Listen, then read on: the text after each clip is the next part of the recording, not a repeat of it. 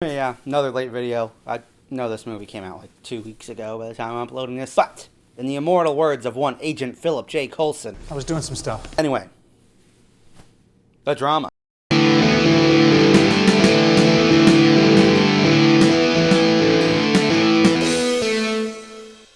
So The Drama is a new film from Kristoffer Borgli, not A24. A24 is not a director. Stars Zendaya, Robert Pattinson, and in The Drama, Zendaya and Robert Pattinson, they're a couple. They have a little bit of a meet cute in a coffee shop. That's how the movie starts.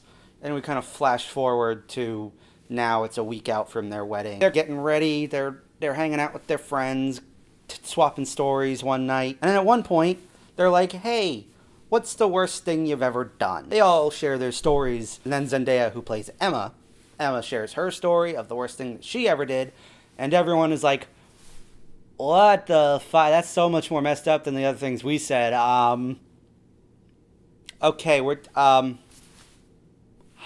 then the whole film is pretty much just dealing with the fallout of that. Really a good look into a relationship where you think you know a person, and then you learn something that kind of unravels your whole image of them, and you're now sort of forced to reconcile with that, and you figure out, okay, this is a part of you.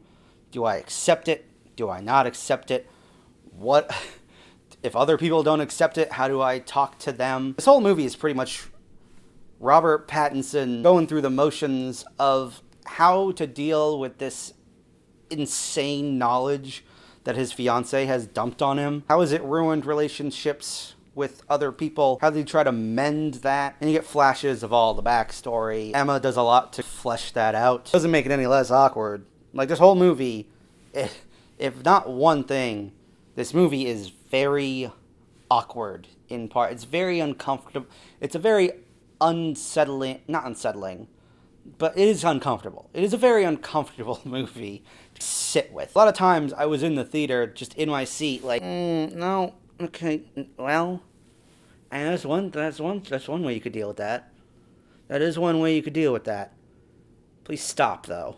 Please stop now. One scene in particular with Alana Haim, it's at the wedding. Alana Haim stands up and she's giving her Alana Haim is the one who takes Emma's news the hardest.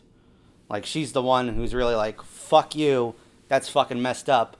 I'm not your friend anymore. I'm not your maid of honor anymore. I'm getting the fuck out of here. I don't know if it's a spoiler to say all that and then say she ends up at the wedding. But she does have a toast. And it's really the most uncomfortable I've been in a movie in a while. At least this year. It's, yeah, kind of fucked up. Gorgeous cinematography. Shot on 35 millimeter. I love when movies are shot on film. I love when you get to see all those dirt and scratches and imperfections in the image. It's really cool. In fact, I mean, let's look this up. Cinematographer, Bones and All. So, obviously, if you've seen Bones and All, you know that movie looks pretty good. This movie looks pretty good, too. Daniel Pemberton, composer, on a real hot streak this year. He did this. He did Project Hail Mary, which I do need to do a video on that, too. I'm going to. The woodwinds instruments that he uses really blend a unsettling, uncomfortable vibe. Really solid ending, too. I mean, it was going in a place where I was like, okay, I kind of get what you're going with. I don't know if I agree with it, but you know, if this is how it ends, then you know, the movie kept going, and then the actual ending happened, and I was like, you know what? Beautiful. Love this.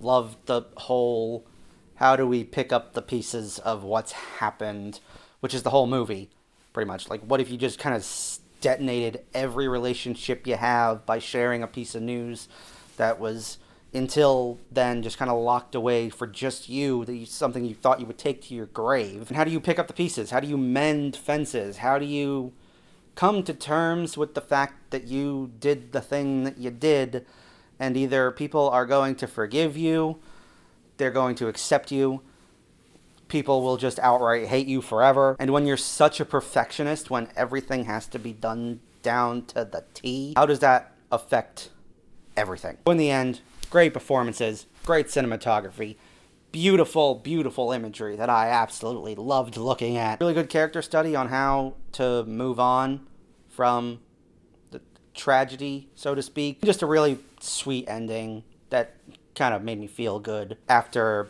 2 hours of being pretty uncomfortable. Yeah, with this and Die My Love, Robert Pattinson's done a 2 for 2 now of you being the fly on the wall to the most uncomfortable endeavors that Robert Pattinson has gone through. A lot of times when you're watching this movie, you're like, I shouldn't be here, but I am, and I kind of have to live with that. Anyway, yeah, solid movie. That may be one of my favorites of this year. I don't know. So anyway, yeah, the drama. Have you seen it? What do you think about it? Whatever your thoughts are, you can sound off in those comments. And if you like what you've seen, you can click right here. And I'll see you guys next time.